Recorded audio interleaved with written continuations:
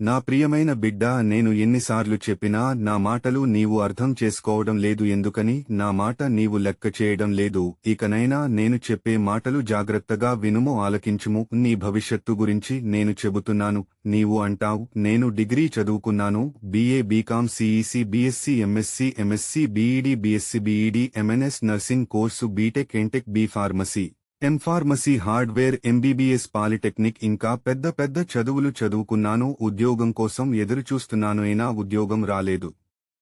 చాలా ఇంటర్వ్యూలకు వెళ్లాను, జీతం తక్కువ ఇస్తానంటున్నారు. నేను చదువుని చదువులకు ఆ జీతం చాలా తక్కువ అని ఎక్కువ జీతం ఇస్తే వెడదారని ఆగిపోయాను.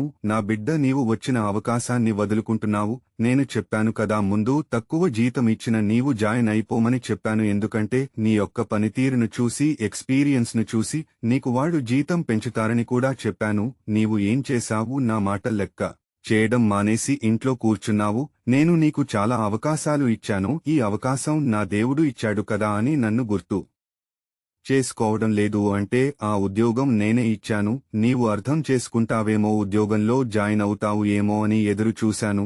నీవు మాత్రము ఉద్యోగం వద్దు, ఎక్కువ జీతం కావాలని ఇంట్లోనే ఉన్నావు. ఇప్పటికైనా పర్వాలేదు, నిన్ను ఇంటర్వ్యూకి పిలిచినప్పుడు నీవు వెళ్లి ఎంత జీతమిచ్చినా ముందు జాయిన్ అయిపో, తర్వాత నీ ఎక్స్పీరియన్స్ ని బట్టి నీకు ఎక్కువ జీతం ఇస్తారు. అంటే ఆ జీతం నేను నీకు పెంచుతాను అని గుర్తుంచుకో. నీకులాగా చాలామంది అదే చేస్తున్నారు. నీవు నా బిడ్డవు కాబట్టి నేను నీకు అన్ని విషయాలు వివరించి చెబుతున్నాను. ఎవరైనా సరే నా మీద ఆధారపడి నేను దేవుడనని విశ్వసించి నన్ను అడిగినట్లయితే నీకు ఏదైనా ఇస్తాను, ఏ ఉద్యోగమైనా ఇస్తాను, ఏ సమస్యనైనా తీరుస్తాను, నీ ఆర్థిక సమస్యలన్నీ తీరుస్తాను, నీ అప్పులన్నీ తీరుస్తాను, కుటుంబం భారం అంతా నేను తొలగిస్తాను. నీకు ఏది అవసరమొచ్చినా, ఏది కావాలన్నా, ఏది పొందుకోవాలన్నా నాకు మొరపెట్టినట్లయితే, నాకు ప్రార్థన చేసినట్లయితే, అంటే ఇలా ప్రార్థన చేయాలి. బైబిల్ వాక్యము చదువు. మార్కు సువార్త 11వ అధ్యాయము 24వ వచనము. అందుచేత ప్రార్థన చేయనప్పుడు మీరు అడుగుచున్న వాటి నెల్లను పొందియున్నామని